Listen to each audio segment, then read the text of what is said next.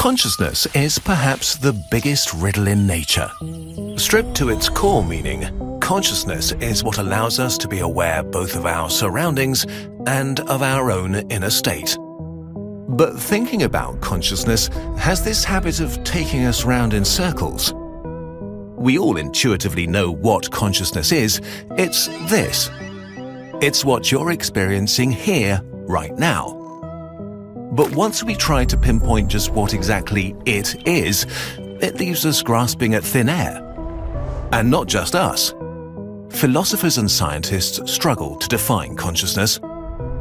Different schools and ideas compete with one another, but no one has come close to figuring it out.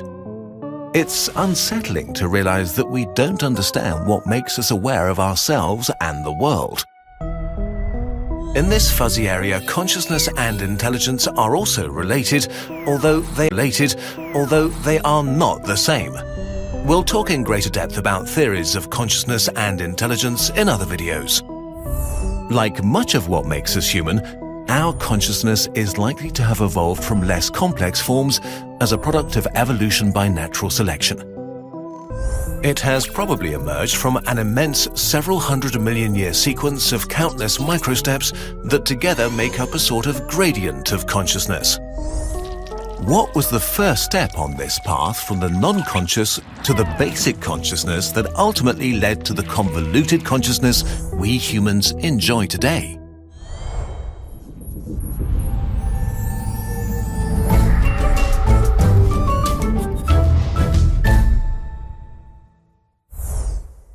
Take a stone. The consensus is that a stone is not conscious, though not everyone agrees even on this. Some psychists claim that a lump of rock may have an inner life. However, there are no real grounds for any such assumption, since stones never show behavior. Their inner life can neither be proven nor disproven. A more common starting point is with living things. A living thing, or a self, is a part of the universe that sustains itself and makes more of its kind.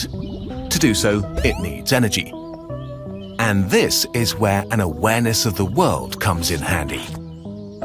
The original function of consciousness was probably to direct a mobile self that was short of energy to a fresh supply of food. On the smaller scales of life, you don't need to be aware to find food. Trichoplax adherens, one of the simplest of all animals, moves around haphazardly. It slows down in the presence of food and speeds up in its absence. This is highly effective and makes the tiny creature spend more time where there is food than where there is not. But it never moves in a particular direction towards a particular target, and there's no need for it to be conscious of its environment. The first major step towards consciousness was probably taken when mobile selves started to move themselves directionally, moving towards what was good for them, say food, and away from what was less good, say someone else who thought that they were food. Take Duguessia tigrina, a tiny worm known for its funny face. Sometimes the worm is hungry and sometimes not. This means that when it moves, the worm self is not simply producing an automatic response to an external stimulus, but that its actions depend upon its inner physiological state, whether it's hungry or sated. When it's just eaten, the worm is less energetic, but when starved for a while, it will move itself in the direction of tasty things. It uses chemoreceptors on its head to smell its environment and guide it in the direction where the scent of food is strongest. After finding and eating a meal, our worm buddy heads back to a dark, sheltered spot to digest it in safety, until it's hungry again. But animals that blindly follow their sense of smell don't have a concrete objective in view. They still lack any sense of where they are heading. So the next step on the ladder of consciousness is to add some perception at a distance, like vision. Vision adds context and depth to our world. With vision comes a sense of the space we and our food exist in. It adds a whole new dimension to awareness and is a huge step towards more familiar consciousness. An optical apparatus like an eye enables us to visualize our goal and lock onto it. But even at this stage, a self is only able to pursue its food as long as it sees it. So the next logical step needs to happen on the inside. To visualize food in its absence, for example, a self needs to create some sort of inner representation of the world. Now an animal can continue looking for food even when it escapes its sensory range. Because of this inner representation of what is relevant in the world, it can remain focused on its food and its desire to get it. Our self now exists in a world it can get familiar with. The ability to remember things has emerged. Thanks to memory, animals can be distracted from a pursuit for a few seconds, but quickly continue their path afterwards. A related phenomenon is called object permanence. This describes our awareness that things continue to exist even when we can't see them. This cognitive skill is enjoyed by some mammals and birds, and perhaps other animals too. Human babies tend to develop this ability around the time they turn 8 months, while baby chickens show this ability within a day or two of being born. The capacity to remember a thing in its absence suggests at least a basic sense of time. A sense of time is a big step on the ladder of consciousness. It may also enable a self to look forward from the present moment and anticipate the future. Adult chickens, for example, are able to resist a meal put in front of them if they expect to receive a bigger meal as a prize for holding back for a while. This sort of delayed gratification means there is an ability to visualize a reward that only exists in the future, which can be quite a challenge even for adult humans. Western scrub jays are experts in delayed gratification.